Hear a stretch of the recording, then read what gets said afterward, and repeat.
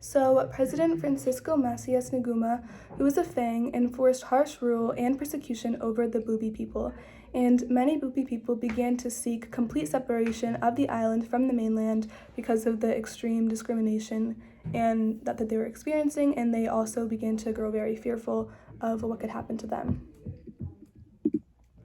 Many of these accused separatists were then killed and exiled in what many considered a genocide. By the 1980s, the Fang dominated the island in numbers and also in political power. Bubi radicals attempted to fight back against the discrimination and marginalization they faced in society and government in 1993 because they were experiencing very hard conditions. They called to boycott the unfair elections that kept the Fang group in power. And by 1994, the Bubi people were officially labeled victims of ethnic discrimination by the United Nations organizations. That's how bad the discrimination got for them. In 1998, 84 Bubi people were arrested and were accused of attacking the Fang-ruled Bioko government, despite having zero evidence of this alleged attack. All 84 Bubis were tortured and 15 were sentenced to life in prison. And since then, the Bubi people have continued to face intense harassment and discrimination from the Fang-ruled government and military. If any of them refuse to give up their land, harvest, or money to the Fang government when they are asked, they can be subject to beatings or shootings. In 2006, for the first time since Equatorial Guinea had independence in 1968, a prime minister who was not of Bubi ethnicity was elected prime minister, which marked complete and total exclusion of Bubi people in all of Bioko government. So not only were they being discriminated against, they had no one to represent for them, which made it very hard for them to make any progress. Today, the Bubi remain strictly controlled by the authorities, with military checkpoints outside of their villages. If they want to travel off the Bioko island, they must first seek permission from the Fang military. This restricts their freedom and also restricts their ability to contact family and friends outside of the island, and also makes many of them fearful for their lives. These controls have also prevented the election of Bubi representatives, as Bubi voters are not able to hold any community congresses in order to try to make a platform for themselves. In general, the government in Equatorial Guinea is extremely controlling.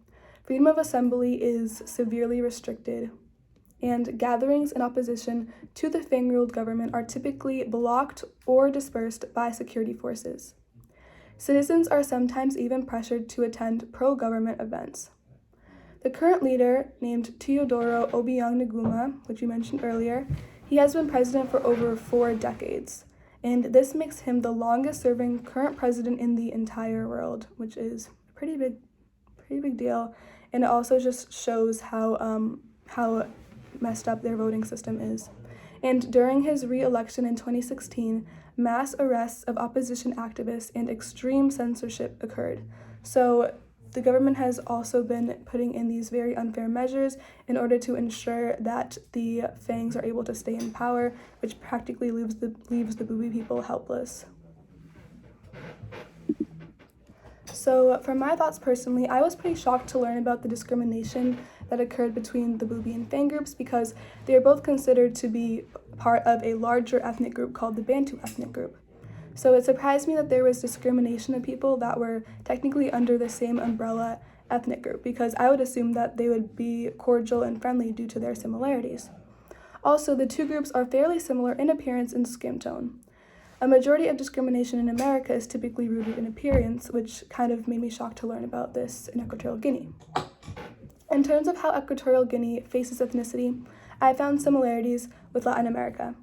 As learned about in class, the racial system in Latin America is not binary like it is in the US.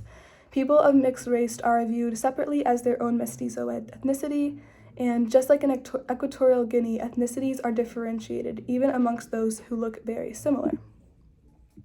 In the US, many minority people of color are otherized and are grouped together despite having many differences amongst themselves. For example, many Black people have greatly varying racial backgrounds, however, are all grouped as African American.